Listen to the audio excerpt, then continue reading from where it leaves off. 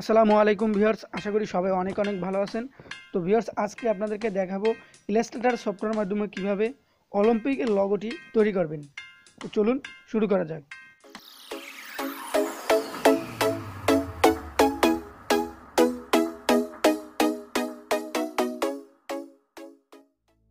প্রথমে ফাইল, এরপর নিউ, এরপর এখান থেকে এটাকে ওয়েব করে দিবেন, এরপর সার্চ দিয়ে ওকে।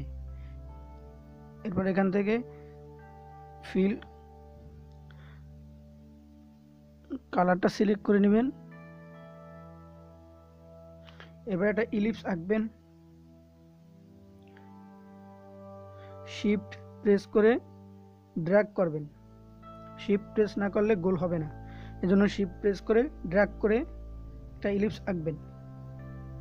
এরপর স্পেস করবেন, এবার এন্টার দিবেন। এখান থেকে স্কেল ইউনিফর্ম 75% দিয়ে দেবেন। চাইলে প্রিভিউ দেখতে পারেন। এরপর কপি, কন্ট্রোল এ প্রেস করবেন। এবার এখান থেকে প্যাথ ফাইন্ডার, এখান থেকে মিনিমাস ফন্ট করে দেবেন।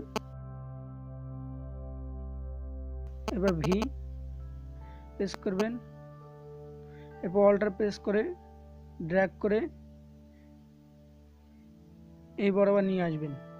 কন্ট্রোল ডি প্রেস করবেন, আরেকটা হয়ে যাবে। এবার দুটোকে সিলেক্ট করবেন, সিলেক্ট করে অল্টার প্রেস করবেন, অল্টার প্রেস করে নিচে নিয়ে আসবেন এই দুটাকে, এবং এই বরাবর বসিয়ে দেবেন এটাকে।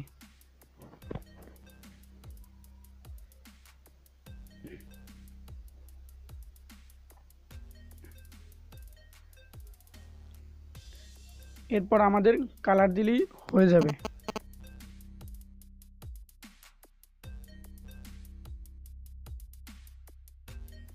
এটাকে ব্ল্যাক কালার, এটাকে রেড কালার, এটাকে ইয়েলো কালার এবং এটাকে গ্রিন কালার দিবেন। এবার কন্ট্রোল এ প্রেস করবেন, এরপর এখানে প্যাথ ফাইন্ডার থেকে ডিভাইড করে দেবেন, অর্থাৎ আলাদা আলাদা অংশ করে নেবেন সবগুলোকে। এবার ডাইরেক্ট সিলেকশন টুল সিলেক্ট করবেন, এরপর এই অংশটিকে সিলেক্ট করবেন। এরপর এই অংশটিকে আপনারা কালার দিয়ে দেবেন, এখান থেকে এই কালারটা দিয়ে দেবেন। এরপর এখান থেকে ডাইরেক্ট সিলেকশন সিলেক্ট করে এটাকে প্রেস করবেন, এরপর ব্ল্যাক কালারটা দিয়ে দেবেন। এরপর এটাকে সিলেক্ট করবেন, এরপর ব্ল্যাক কালার দিয়ে দেবেন। এরপর এখানে সিলেক্ট করবেন,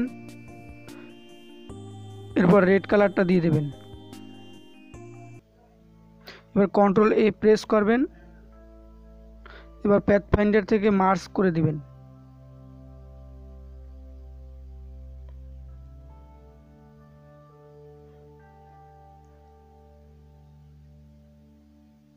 এটা করে নেবেন,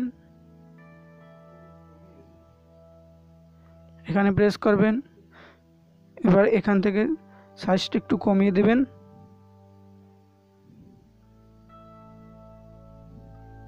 স্টোক কালারের সাইজটা একটু কমিয়ে দিয়েছেন।